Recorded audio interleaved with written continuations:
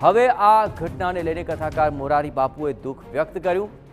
મોરારી બાપુએ સંવેદના વ્યક્ત કરી છે અને કહ્યું છે કે પીડાદાયક ઘટનામાં મૃત્યુ પામેલા બાળકો અને તમામ 28 લોકોને તેમની આત્માને ભગવાન શ્રદ્ધાંજલિ અર્પે। અત્રે મહત્વપૂર્ણ છે કે મોરારી બાપુએ ગોંડલ કથા દરમિયાન અગ્નિકાંડમાં મૃત્યુ પામેલા તમામ આ 28 મૃતકોને 5 લાખનું અનુદાન આપવાની તેમના સ્વજનો માટે જાહેરાત કરી છે।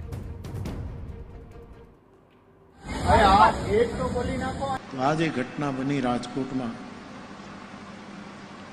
એમાં જેટલાએ પ્રાણ ત્યાગ કર્યો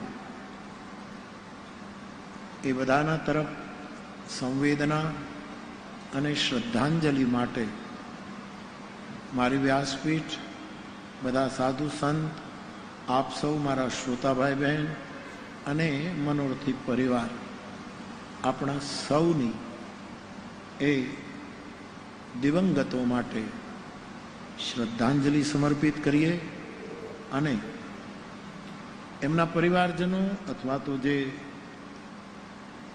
ઘાયલ થયા છે એ સૌ માટે પણ આપણી સંવેદના અને સહાનુભૂતિ આપણે સમર્પિત કરીએ। ગયેલાઓને પરમાત્મા સદગતિ પ્રદાન કરે।